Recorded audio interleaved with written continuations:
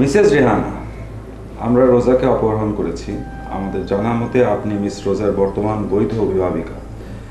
মেয়েটিকে ফিরে পেতে হলে আপনাকে 25 লাখ টাকা মুক্তিপণ গুনতে হবে। ব্যাংক থেকে 500 ও 1000 টাকার নোটে আপনাকে 25 লাখ টাকা তুলতে হবে। তারপর কবে কিভাবে আমাদের হাতে টাকাটা তুলে দিবেন তা আমরা সময় মতো জানিয়ে দেব। তবে খুব সাবধান, কথাগুলোকে হালকাভাবে নেবেন না। যদি কোনো ঝামেলা করার চেষ্টা করেন তবে আমরা কোনো দ্বিধা করব না রোজাকে খুন করতে। হ্যাঁ, নিষ্ঠুরভাবে যন্ত্রণা দিয়েই খুন করব।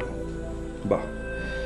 আর যদি আমাদের প্রস্তাবে রাজি থাকেন তবে আগামীকালকে দৈনিক শুভেচ্ছা পত্রিকার ব্যক্তিগত কলমে একটা খবর ছাপাবেন, শুভ জন্মদিনে রোজার সকলের দোয়া চাই।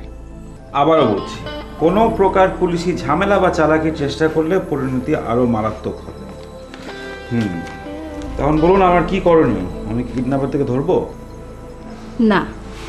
তবে আমি চাইছি আপনি আমার পক্ষ থেকে এই অজানা পত্র লেখককে তার নির্দেশ মতো টাকাটা পৌঁছে দিন। ও ও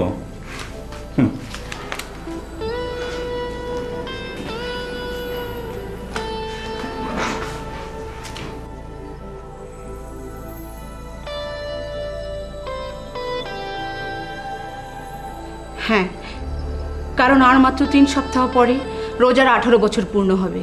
আর 18 বছর পূর্ণ হলে সে সমস্ত সহায় সম্পত্তির মালিক হবে। এভাবেই সমস্ত কাগজপত্র তৈরি করা। রোজা আমার বড় ভাইয়ের একমাত্র মেয়ে। ওর 3 বছর বয়সে একটি সড়ক দুর্ঘটনায় আমার ভাবি মানে রোজার মা মারা যান। তার 2 বছর পর টানা 4 মাস অসুস্থ থেকে আমার বড় ভাই মারা যান। এরপর থেকে আমি রোজার একমাত্র অভিভাবিকা। 5 বছর আগে আমার স্বামী মারা যান।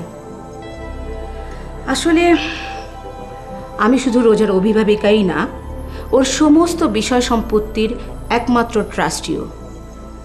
যে ক্ষমতাটা মৃত্যুর আগে বড় ভাইয়া মানে রোজার বাবাই আমাকে দিয়ে যান। রোজার কি কোনো বয়ফ্রেন্ড আছে?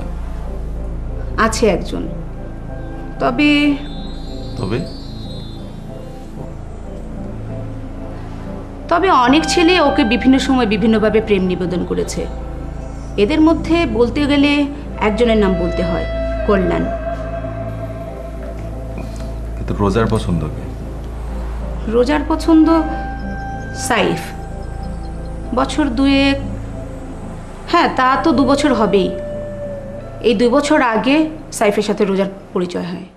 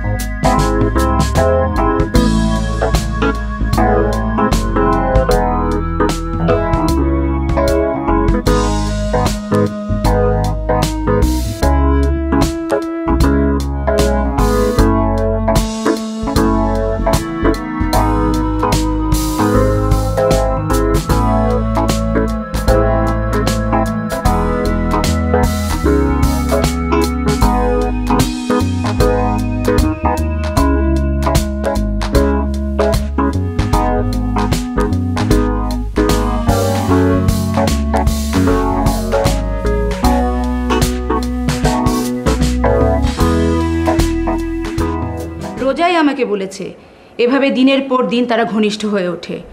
এক পর্যায়ে তারা বিয়ে করার সিদ্ধান্ত নেয়, কিন্তু বাধা দিই আমি। কেন? কেননা রোজার বয়স ছিল অনেক কম। 1 বছর আগে হঠাৎ করে আমি আমার মত পাল্টে ফেলি। ঠিক করি 18 বছর পূর্ণ হওয়ার সাথে সাথে আমি সাইফের সাথে ওর বাগদান পর্বটা সেরে ফেলব। 1 বছর ঝুলিয়ে লাভ কি হবে? 18 হলেই তো রোজা পুরোপুরি স্বাধীন সব সম্পত্তির মালিক। তখন তো সাইফকে বিয়ে করবি। হ্যাঁ, সেটা ঠিক কথা, কিন্তু সম্ভাবনা হিসাবে আমি এটাও ধরে রেখেছিলাম যে সাইফের সঙ্গে সম্পর্কটা ভেঙেও যেতে পারে।